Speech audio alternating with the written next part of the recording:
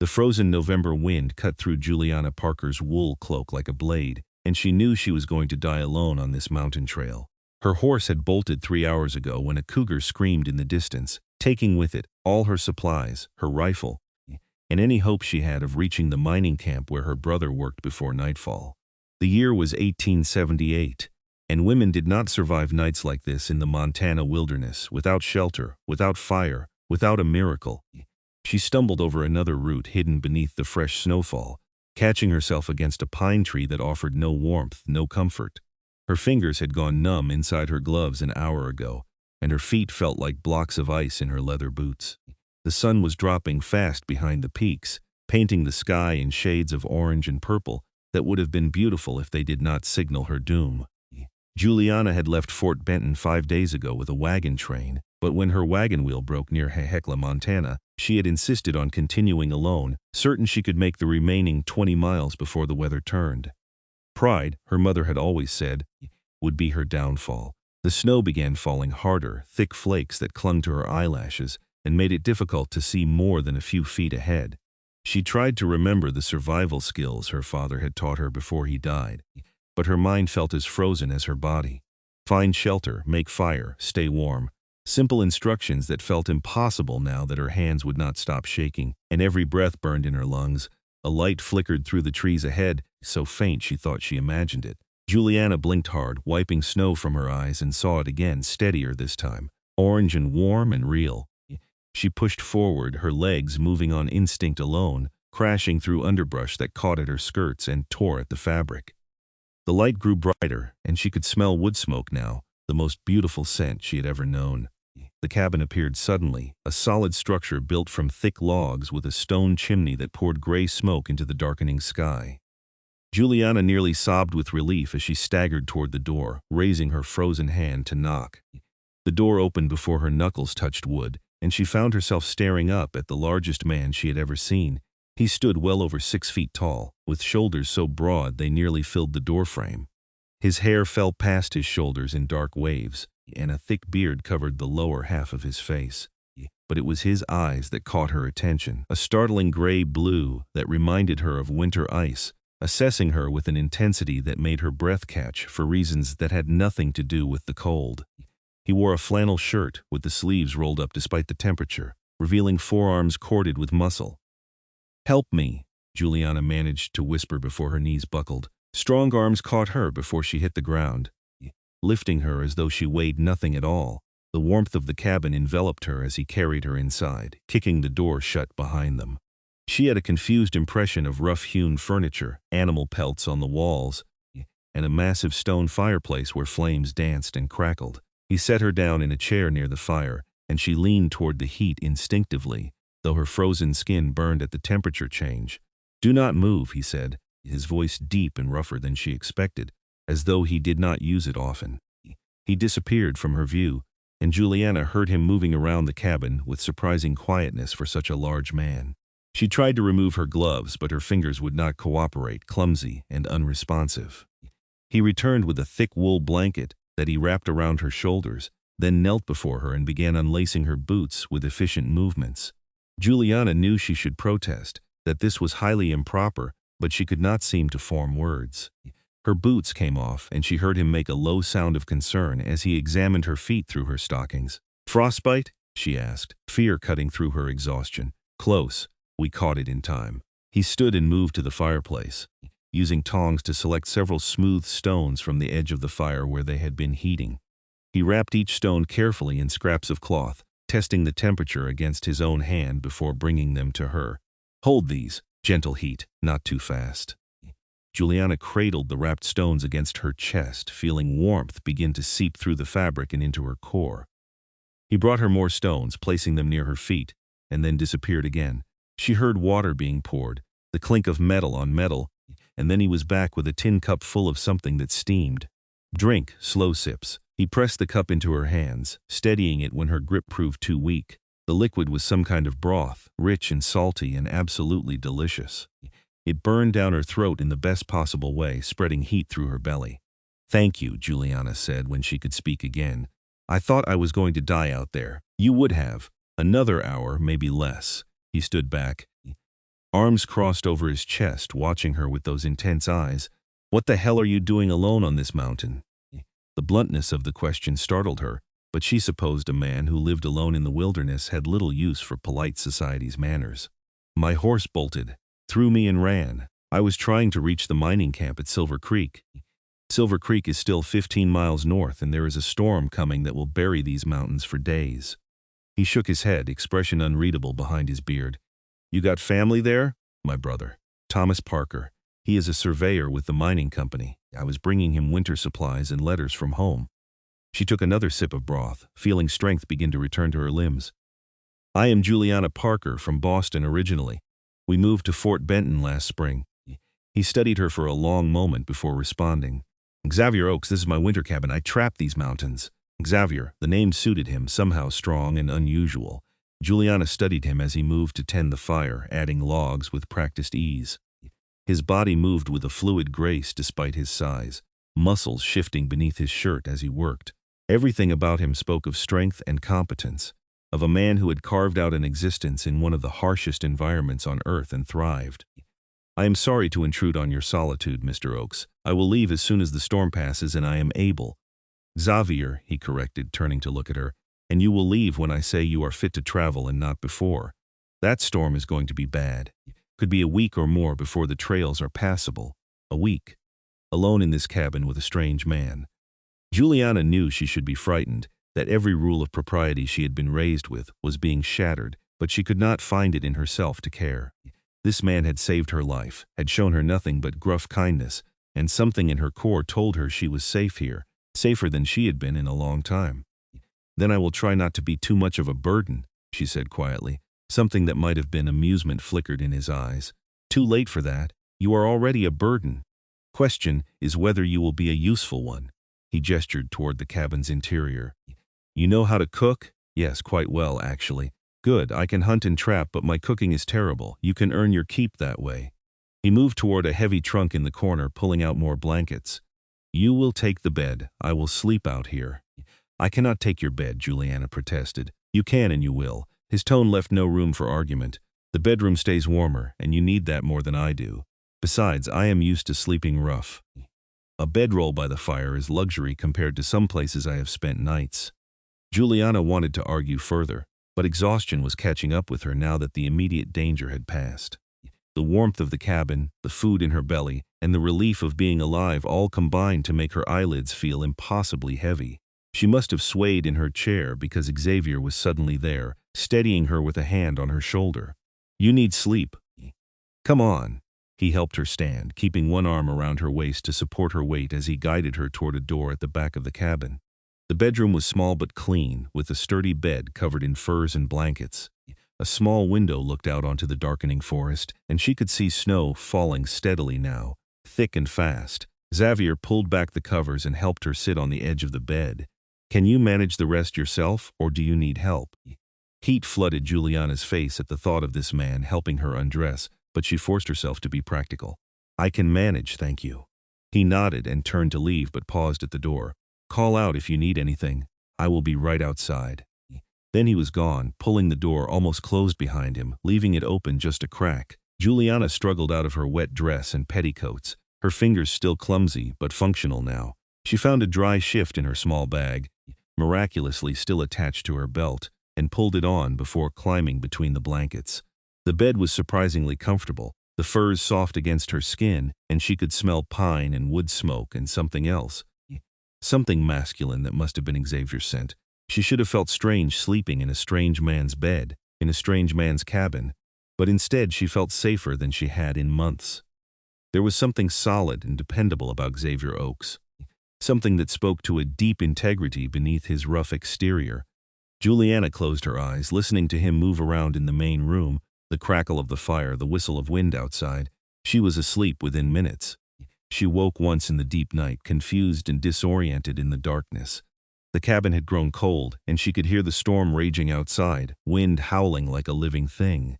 Juliana shivered, pulling the blankets tighter around herself, but the chill seemed to seep through everything.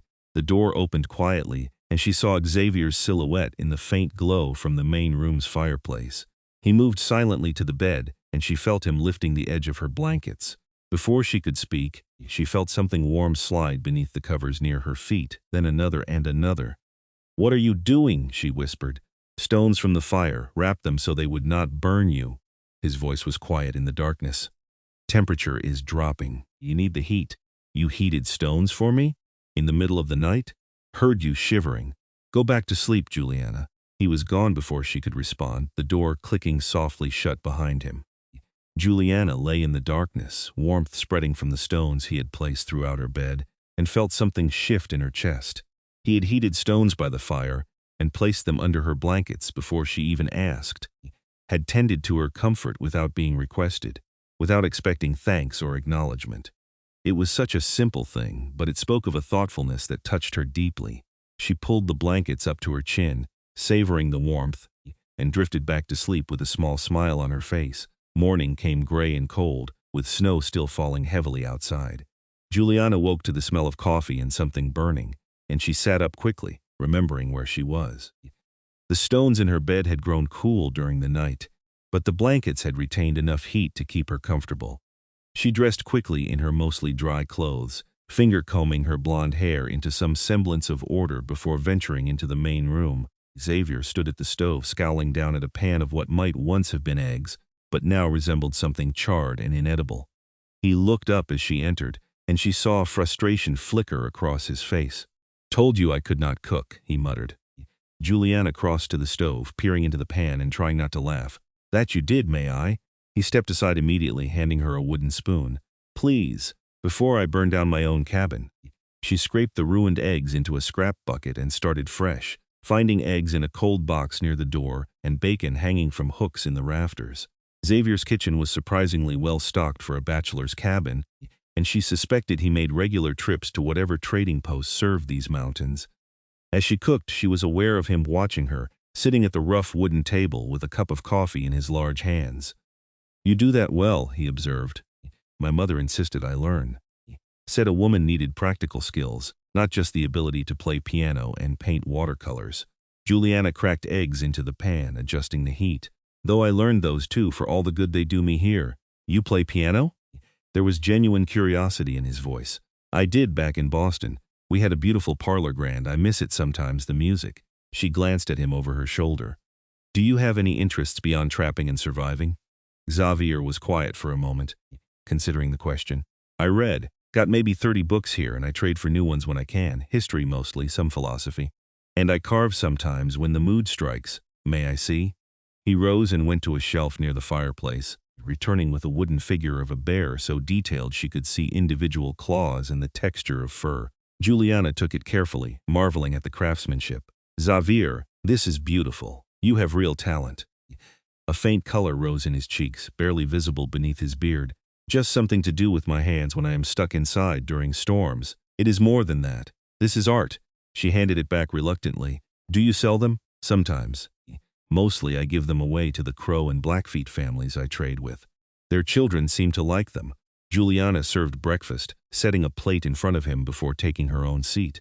They ate in companionable silence, and she found herself watching him from beneath her lashes. His hands, so large and scarred from years of hard work, handled his fork with surprising delicacy. There was an economy to his movements, nothing wasted, everything purposeful. "How long have you lived up here?" she asked. 7 years in these mountains.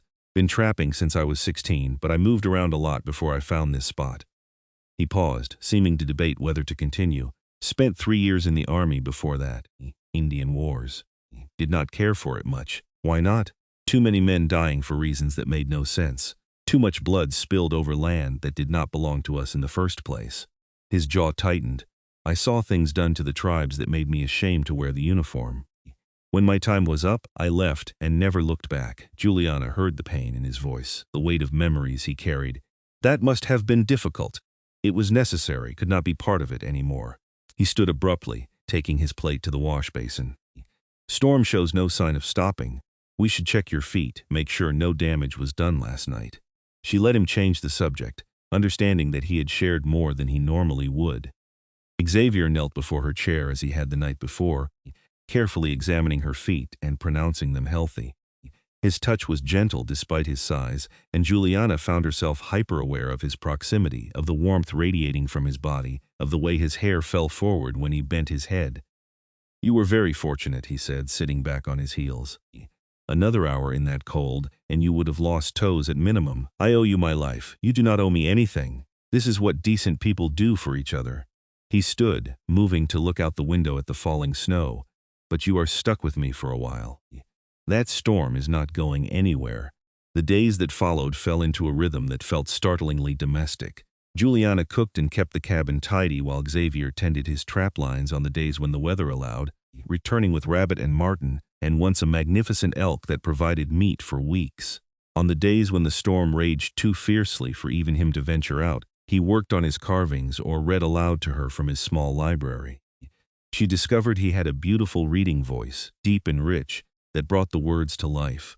They worked through a volume of Shakespeare's plays, and she found herself entranced by the way he inhabited each character, giving them distinct voices. When he read Beatrice and Benedict's sparring dialogue from Much Ado About Nothing, she laughed until tears streamed down her face. "You should have been an actor," she said, wiping her eyes. "Not enough people in these mountains to perform for." But he was smiling, that rare smile that transformed his face and made him look younger, less burdened. "Tell me about your life before this," Juliana asked one evening as they sat by the fire, her mending his torn shirt with neat stitches. "Where are you from originally, Virginia?" "My father had a farm in the Shenandoah Valley, tobacco mostly. Good land, before the war destroyed it." His gaze grew distant. "He died at Gettysburg. I was 14. My mother tried to keep the farm going, but the war took everything. She died 2 years later, and I had nothing left to stay for." "I am so sorry, Xavier." He shrugged, but she could see the old pain in his eyes. "Long time ago now. Made my own life out here. It suits me better than farming ever would have. Do you ever get lonely?" "Used to. First few years were hard, being alone that much." He looked at her, firelight casting shadows across his face. "Got used to it eventually. Started to prefer it, actually. People are complicated. The wilderness is honest. And now, with me here disrupting your solitude?" Xavier was quiet. For so long she thought he would not answer. "Not disrupted. Different. Good different." He stood abruptly, moving to check the fire. "Getting late. You should sleep." But Juliana noticed he did not retreat to his bedroll immediately. He stood by the window, staring out at the snow-covered landscape, his broad shoulders silhouetted against the glass.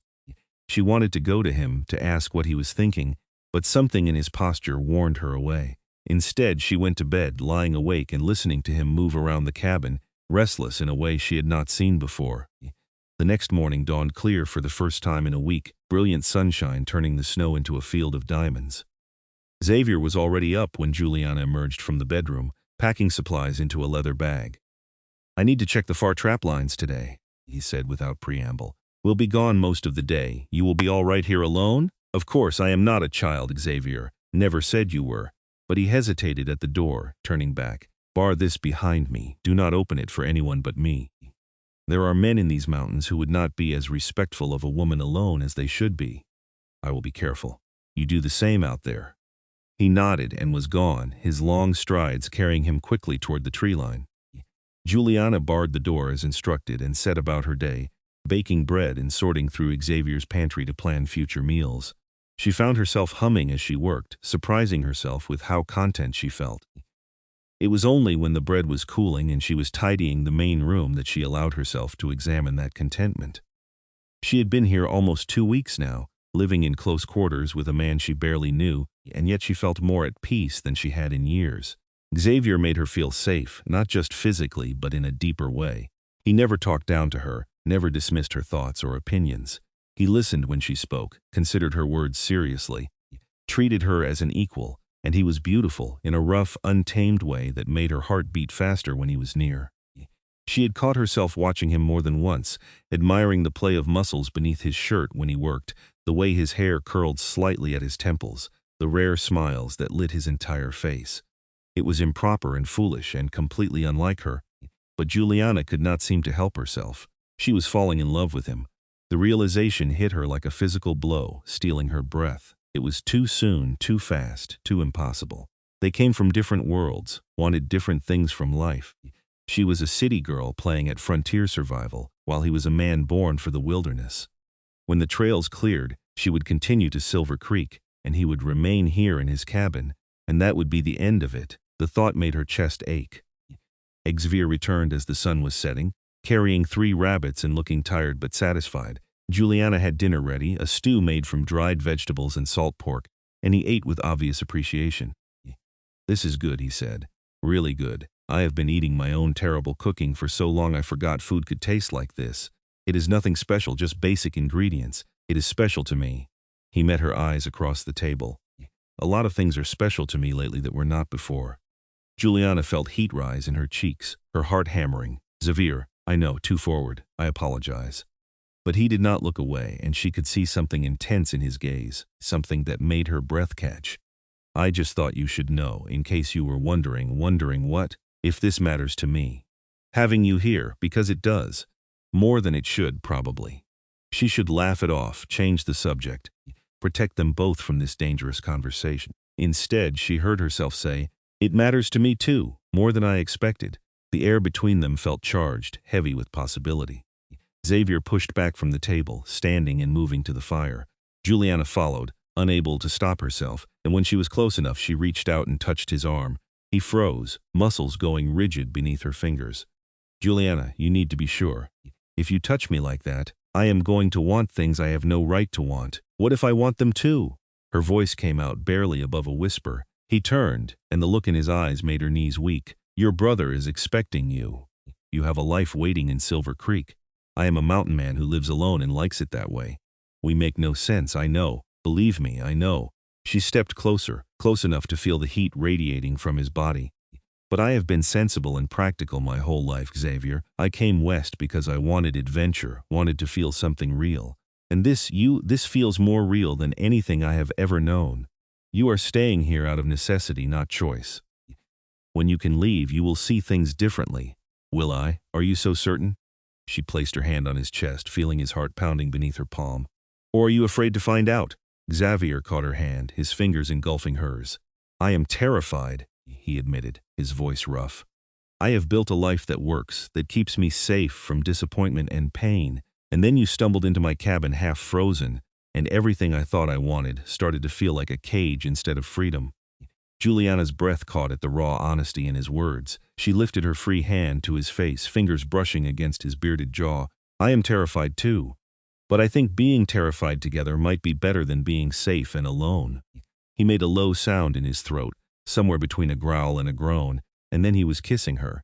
His lips were surprisingly soft despite his rough exterior, and he kissed her with a tenderness that made tears prick at her eyes. Juliana melted against him, her arms winding around his neck as his hands settled on her waist, large and warm and steady. When they finally broke apart, both breathing hard, Xavier rested his forehead against hers. "This complicates things considerably, I know. Your reputation will be ruined if anyone finds out you spent weeks alone with me in this cabin. I stopped caring about my reputation the moment I decided to cross half a continent in a covered wagon." She pulled back enough to meet his eyes. "But if you are having second thoughts, if this is not what you want, not want it? Juliana, I have wanted this since the moment I pulled you into this cabin. I just never thought I could have it." His thumb brushed across her cheek. "You deserve better than a mountain man with more scars than prospects. Let me decide what I deserve." She kissed him again, slower this time, savoring the taste of him. "I choose this. I choose you, if you will have me." Xavier's arms tightened around her, pulling her flush against his chest. "If I will have you? Juliana, I would count myself the luckiest man in Montana if you stayed. Then I will stay. However long you will let me. Forever seems like a good start." They stood wrapped in each other's arms as the fire crackled beside them and snow began to fall again outside.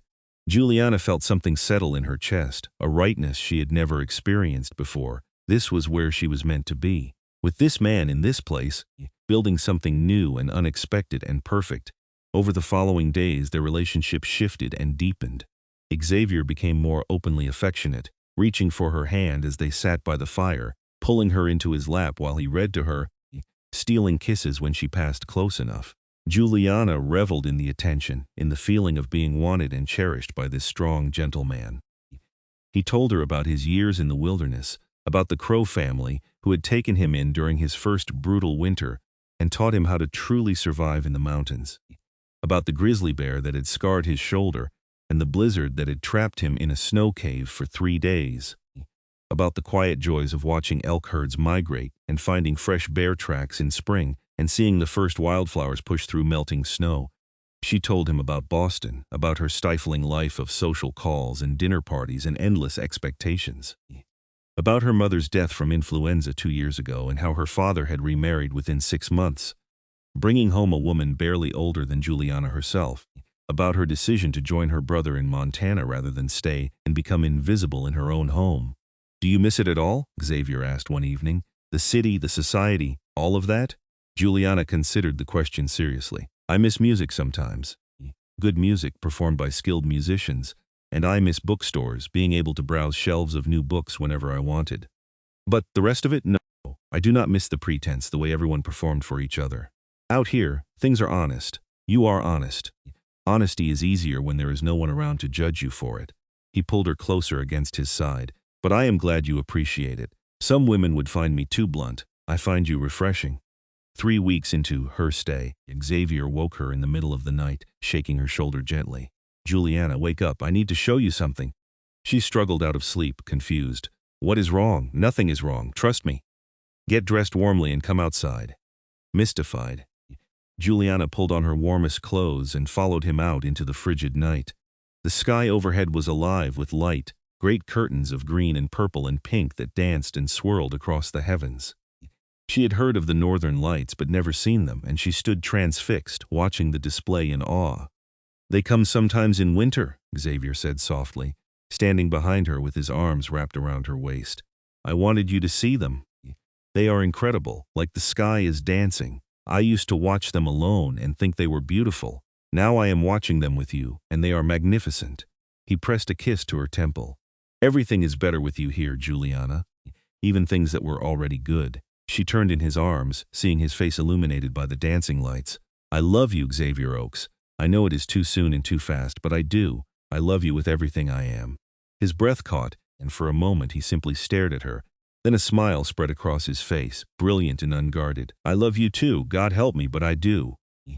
I think I have loved you since you looked up at me with snow in your eyelashes and asked for help like you knew I would give it." They kissed beneath the northern lights, and Juliana felt the last piece of her heart click into place. This was right. This was home. The next morning brought a visitor. Juliana was preparing breakfast when she heard voices outside, and Xavier went to the door with his rifle in hand. He relaxed when he saw who it was and called back to her, "It is all right, just running elk." A Crow man entered the cabin, older than Xavier by perhaps a decade, with long black hair streaked with gray and intelligent dark eyes. He greeted Xavier in a mixture of Crow and English, clasping his forearm in obvious friendship, then turned to study Juliana with frank curiosity.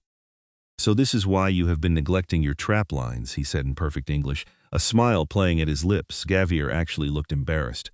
"Running elk. This is Juliana Parker. She got caught in the storm 3 weeks ago, and I have been helping her recover." "Juliana, this is Running Elk. He saved my life my first winter here. Only after you saved my son from drowning in the river," Running Elk countered. He inclined his head to Juliana. "It is good to meet you." Xavier has needed someone to share his life with for a long time, though he was too stubborn to admit it. We have not. Juliana stumbled over her words, feeling heat flood her face. Running Elk's smile widened. "You may not have married yet, but you have claimed each other. I can see it in how you stand together, how you look at each other. My wife will want to meet you. She worries about Xavier spending too much time alone." "Tell Morning Star I will bring Juliana to visit when the weather improves," Xavier said. "What brings you out in this cold?" Warning: white men from the mining camp have been causing trouble, pushing into lands where they should not be. 3 of our hunters have been shot at, and cattle are being driven through our hunting grounds. The elders are angry. Xavier's expression darkened. "How bad is it?" "Bad enough that I wanted you to know. Some of these men are dangerous, and they do not care who gets hurt." Running Elk glanced at Juliana. "Keep her close and keep your rifle loaded. I do not trust the men who run that camp." After Running Elk left, Juliana saw a new tension in Xavier's shoulders. Is Silver Creek really that dangerous? Some of the mining camps attract rough characters. Men who came west to escape their past, or who see this as a lawless place where they can do as they please. He checked his rifle carefully. "Your brother, does he work directly for the mining company?" Yes, he is a surveyor. Why? Because surveying means he is helping them expand their operations, which means he might be part of the problem Running Elk described. Xavier saw her expression and softened his tone. I am not saying your brother is a bad man, but the companies he works for, they often do not care about whose land they take or who they hurt in the process. Juliana had never considered that her brother's work might be harmful. Thomas had written to her about his job with such pride, talking about progress and civilization and building the future. But she had seen how Xavier lived, how Running Elk and his people lived, in harmony with the land rather than trying to conquer it. She thought about the hunting grounds being destroyed, about families being pushed out of their homes, and felt a cold shame settle in her stomach. What can we do? She asked. We, Juliana, this is not your fight. If I am staying with you, then your fights are my fights, your friends are my friends. So tell me, what can we do? Xavier looked at her for a long moment, something like wonder in his eyes. You really mean that? Of course I do. I love you, which means I love the life you have built here, the people you care about. I want to be part of that. He pulled her into his arms, holding her tight. I do not deserve you. Wrong. You deserve everything good in this world, Xavier Oakes, and I intend to make sure you get it. They spent the next several days preparing for potential trouble. Xavier taught Juliana to shoot his spare rifle, and she proved to be a decent shot after some practice. He showed her the hiding places around the cabin, the escape routes through the forest, the signals Running Elk's people used to communicate danger. She absorbed it all, determined to be a partner rather than a burden. But the trouble, when it came, arrived in an unexpected form.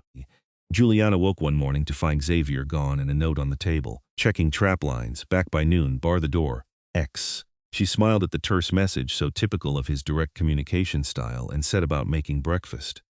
The knock came just after 9. Juliana froze, Xavier's warnings running through her mind. She crept to the window and peered out, seeing 2 men on horseback.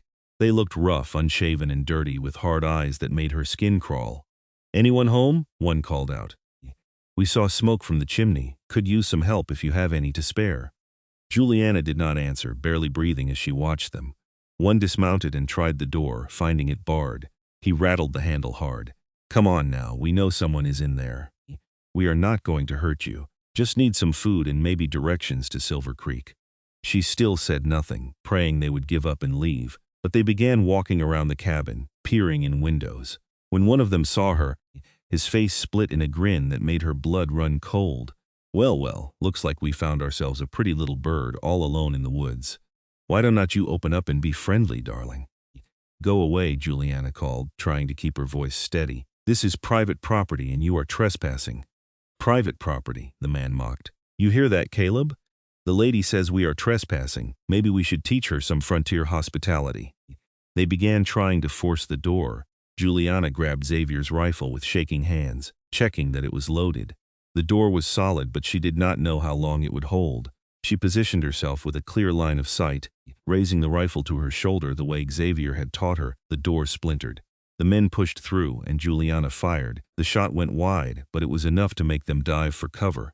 She has got a gun, one yelled. I have more bullets too, Juliana called, working the lever action to chamber another round, and the next one will not miss. Get out of this cabin now, or I swear I will shoot you both. Feisty thing, is not she? But they had stopped advancing, eyeing the rifle warily. Look, we do not want trouble. Just put down the gun and we can talk this through like civilized people. There is nothing civilized about breaking into someone's home. Leave, now. A new voice spoke from outside. I would listen to the lady if I were you. Xavier stood in the doorway, his own rifle pointed steadily at the 2 intruders. Behind him, Juliana could see Running Elk and 2 other Crow warriors, all armed. The men inside the cabin paled. We did not know this was your place, one stammered. Just thought it was abandoned, saw the smoke, and you thought you would help yourself to whatever you found. Xavier's voice was cold, including her. I heard what you said from outside. We were just talking. Did not mean nothing by it. Get on your horses and ride. If I ever see either of you on this mountain again, I will not be giving warnings. Xavier stepped aside, letting them scramble out. They mounted quickly and rode off without looking back. Once they were gone, Xavier rushed to Juliana, setting his rifle aside to pull her into his arms. She was shaking, the rifle clattering to the floor as she clung to him. I tried to do what you taught me, she said, her voice breaking. I tried to be brave. You were incredibly brave. You defended yourself in my home. I am so proud of you." He stroked her hair, pressing kisses to her forehead. "But I should never have left you alone. I should have known better. You could not have predicted this." "Yes, I could have. Running Elk warned me that there were dangerous men around. I got careless." His arms tightened around her. "I am sorry, Juliana. I am so sorry." Running Elk cleared his throat from the doorway. "She is clearly a warrior woman. You have chosen well, Xavier." He smiled at Juliana. "My wife will be very impressed when I tell her this story." "How did you know to come?" Juliana asked. "We have been watching the mountain since those men arrived. When they came this direction, we followed." Running Elk's expression grew serious. "They will likely go to Silver Creek and tell others about you. The cabin is no longer as safe as it was." Xavier nodded, his jaw tight. "Then we need to make some decisions. Juliana, how important is it that you reach your brother?" She thought about Thomas, about the letters she carried, about the life she had planned before Xavier. "I should let him know I am alive and safe. He will be worried when I do not arrive as expected, but beyond that," she met Xavier's eyes, "my life is here now. With you, then we go to Silver Creek together, let your brother know you are well, and come back here. But we do it properly." He took her hands in his. "Juliana Parker, will you marry me? I know it is fast and unconventional, and I am not offering you much beyond a cabin in the wilderness and a man who loves you more than life itself. But if you will have me, I swear I will spend every day trying to make you happy." Tears spilled down Juliana's cheeks. "Yes, yes, of course I will marry you." Xavier kissed her soundly, and Running Elk laughed. "I will tell Morning Star to prepare for a wedding feast. She will be delighted." They traveled to Silver Creek 2 days later, Xavier keeping Juliana close and his rifle ready. The mining camp was larger than she expected, a sprawling collection of tents and rough buildings carved into a valley. They found Thomas at the surveyor's office, and his shock at seeing his sister was almost comical. "Juliana, we thought you were dead when you did not arrive, and we heard about the storms." He pulled her into a fierce hug, then seemed to notice Xavier for the first time. "Who is this?" "Thomas, this Xavier Oakes. He saved my life when I got caught in the blizzard." She took Xavier's hand, intertwining their fingers. "And he has asked me to marry him." I said yes. Thomas stared at them, clearly struggling to process this information. "You have been missing for a month, and you come back engaged to a mountain man? Juliana, have you lost your mind?" "No, I have found it, actually. I love him, Thomas, and I am going to marry him whether you approve or not." "You know nothing about him. He could be anyone. He is the man who kept me alive, who treated me with respect and kindness, who makes me happier than I have ever been." Juliana's voice was firm. "I know everything I need to know." Thomas turned to Xavier, clearly trying to intimidate him through height, though Xavier had at least 3 inches on him and considerably more muscle. "What are your intentions toward my sister?" "To marry her, protect her, and love her for the rest of my life." Xavier met his gaze steadily. "I know I am not what you would have chosen for her, but I will make her happy, and I will never let harm come to her if I can prevent it." "He has already proven that," Juliana added.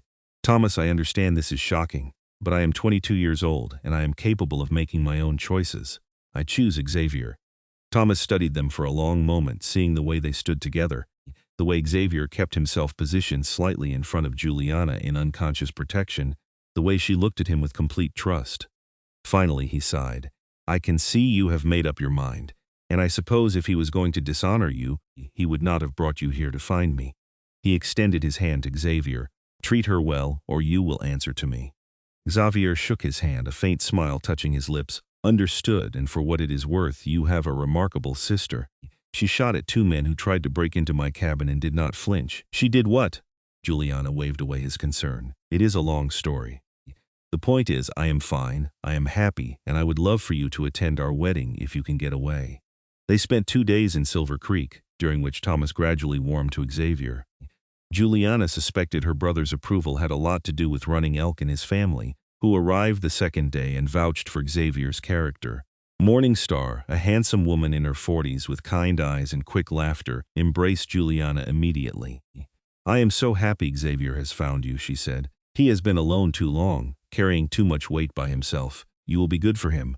He has been good for me too, better than I ever imagined someone could be." The wedding took place in Running Elk's village, a blend of Crow traditions and the few Christian elements Xavier remembered from his childhood. Juliana wore a deerskin dress that Morning Star had made, decorated with intricate beadwork, and Xavier wore his finest buckskins. They spoke their vows beneath the open sky with the mountains as witnesses, promising to love and honor each other for all their days. Thomas cried, which surprised everyone. "I am happy for you," he said, embracing his sister after the ceremony. "I truly am. You look more alive than I have ever seen you." "I feel more alive," Juliana admitted. "Come visit us when you can. You are always welcome at our cabin." "Our cabin," Xavier murmured later that night as they lay together in his bed, now truly theirs. "I like the sound of that." "Me too, though we might need to build an addition eventually. This cabin is perfect for two, but if we have children." "Children." Xavier's hand splayed across her stomach, wonder in his touch. "I had given up on the idea of a family. Now here you are, making me want things I thought were impossible." "Nothing is impossible anymore. We are proof of that." She turned in his arms, kissing him slowly. "I love you, husband. I love you, wife, always." The winter passed in a golden haze of happiness. Juliana learned to tan hides and make soap and 100 other skills necessary for mountain life. Xavier taught her to read tracks in the snow and identify edible plants and navigate by the stars. They worked together seamlessly, partners in every sense of the word. Spring came with a rush of meltwater and new growth, and with it came confirmation that Juliana was pregnant. Xavier received the news with a combination of joy and terror that made her laugh even as she reassured him. "Women have been having babies since the dawn of time, and I am healthy and strong. Everything will be fine. I am going to build you the finest addition this cabin has ever seen," he declared. "And a cradle. The baby will have the most beautiful cradle in Montana." He was true to his word. By the time summer arrived, the cabin had a new room, and Xavier had carved a cradle so exquisite that Morningstar proclaimed it a work of art. He had decorated it with animals of the forest, each one rendered in careful detail, and lined it with the softest furs. Juliana gave birth on a cool October morning with Morningstar attending her, and Xavier pacing anxiously outside. When Morningstar finally called him in, he found Juliana exhausted but smiling, holding a red-faced, squalling infant. "A son," she said softly. "We have a son, Xavier." He knelt beside the bed, tears streaming unashamedly down his face as he touched the baby's tiny hand. "He is perfect. You are perfect. I did not know I could feel this much and survive it." They named him James after Juliana's father, and he proved to have his father's dark hair and his mother's blue eyes. Xavier was a devoted father, spending hours carving toys and telling the baby stories about the mountains and the animals that lived there. Thomas visited that Christmas, bringing gifts from Fort Benton and news of the world beyond their mountain. He had left the mining company, he told them quietly, after seeing too much damage done to the land and the people who lived there. He was working as a teacher now, trying to give something back.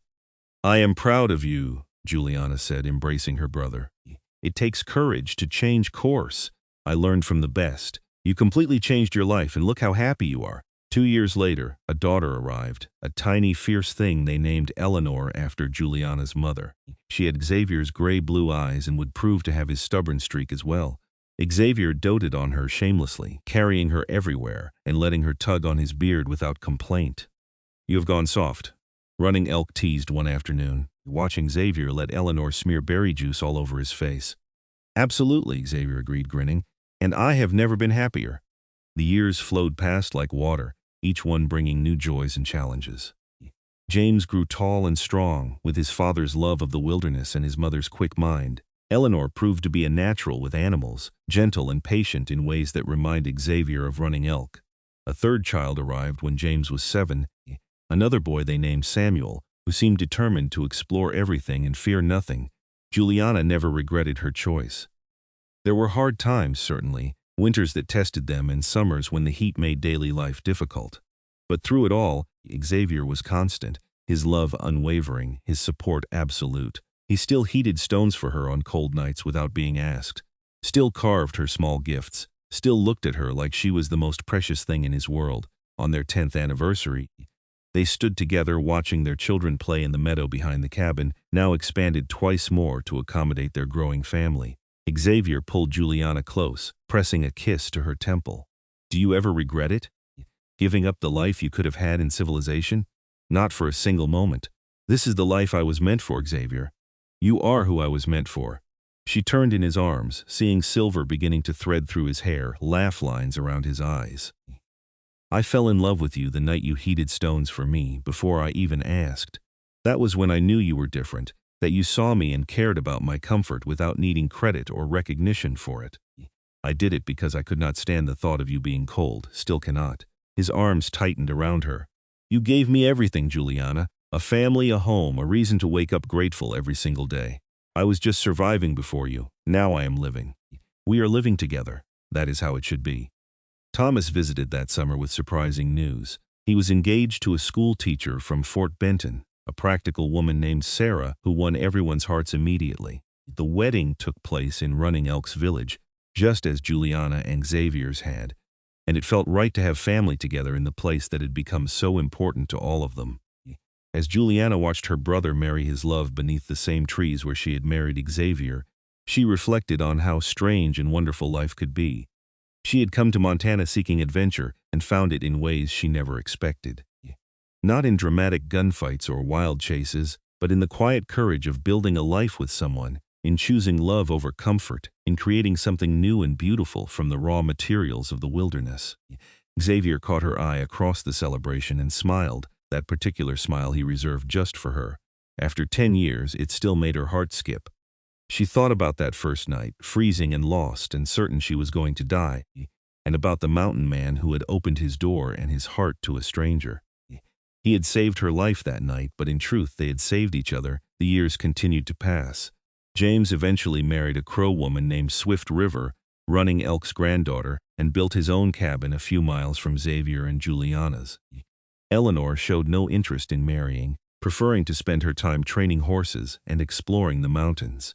Samuel split his time between the wilderness and Silver Creek, working as a translator between the town and the various tribes, using his unique position to try to prevent the kind of conflicts that had plagued the region.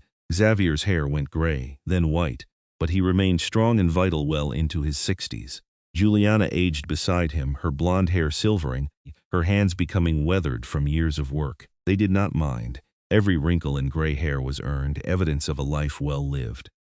On a spring morning in 1903, Juliana woke to find Xavier already up, standing at the window and looking out at the mountains he loved.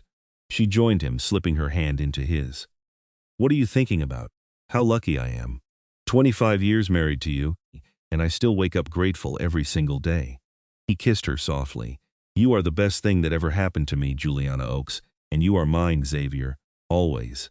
They stood together watching the sunrise paint the mountains gold and pink. Two people who had found each other against all odds and built something extraordinary. Their children had children, and those children would have children, carrying forward the legacy of the mountain man and the city girl who fell in love during a blizzard. But that morning they were simply Xavier and Juliana, still in love, still grateful, still heating stones for each other on cold nights and finding new ways to show their devotion. The wilderness surrounded them, wild and beautiful and home.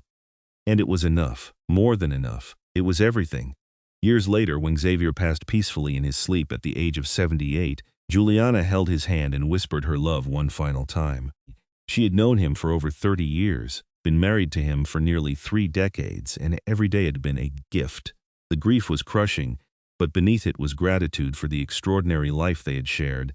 She remained in the cabin, surrounded by her children and grandchildren, telling stories about the man who had saved her life and captured her heart, about his strength and his gentleness, his quiet wisdom, and his fierce protection of those he loved, about the way he had heated stones for her that first night without being asked, and how he had continued to show that same thoughtful care every day of their marriage.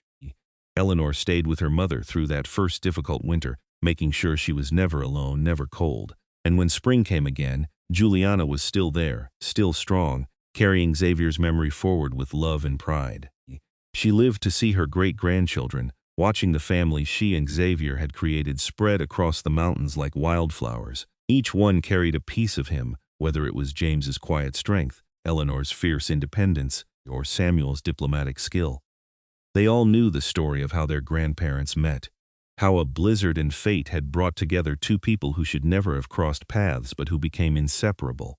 On Juliana's 80th birthday, surrounded by more descendants than she could easily count, she looked around the expanded cabin and felt Xavier's presence like a warm blanket. This was what they had built together, not just walls and rooms, but a legacy of love and family and belonging. That night, Alone in the bedroom they had shared for so many years, Juliana found one of Xavier's carvings, a small wooden heart he had made for their first anniversary.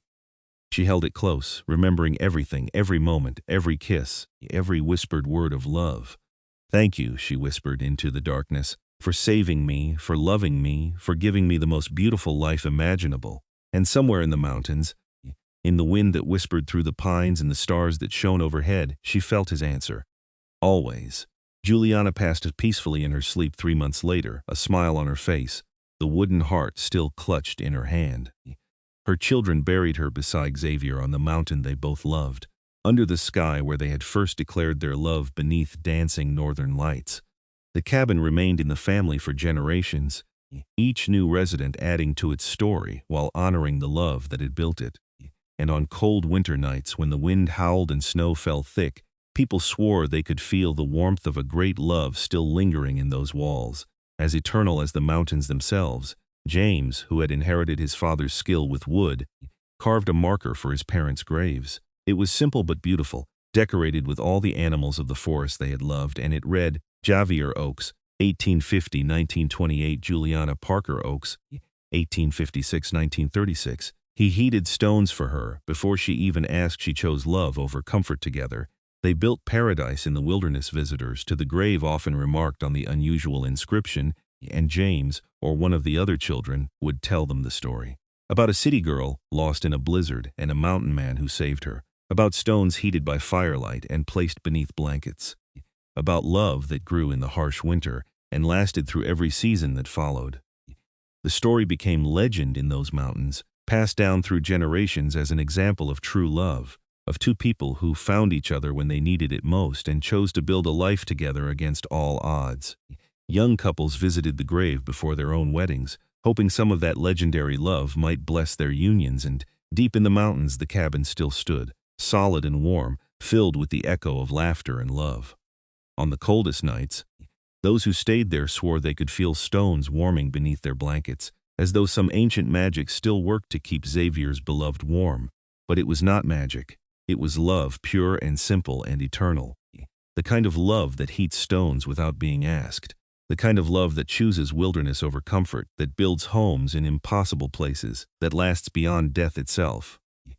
It was the love of a mountain man and the woman who stumbled into his cabin on a frozen November night, both of them lost until they found each other. And in finding each other, they found everything they would ever need. The mountains remembered them.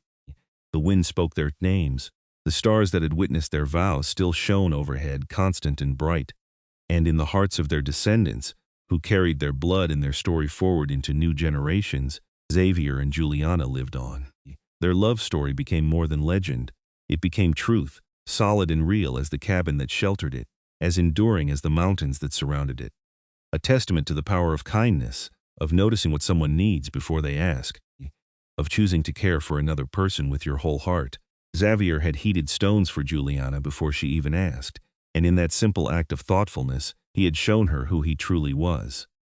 A man who paid attention, who cared deeply, who would always put her comfort and happiness first, and she had loved him for it, completely and without reservation, giving him in return a family and a home and a love that transformed his solitary existence into something rich and full and beautiful. In the end, theirs was a love story written in heated stones and mountain snow, in carved wooden hearts and children's laughter, in quiet mornings and passionate nights. In every moment they chose each other over and over again. It was a love story that began with an act of kindness and ended only when death finally parted them.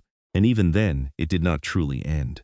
It lived on in the cabin, in the mountains, in the family they created, in the legend they became. Xavier and Juliana, mountain man and city girl, two unlikely souls who found each other in a blizzard and built an empire of love that would outlast them both.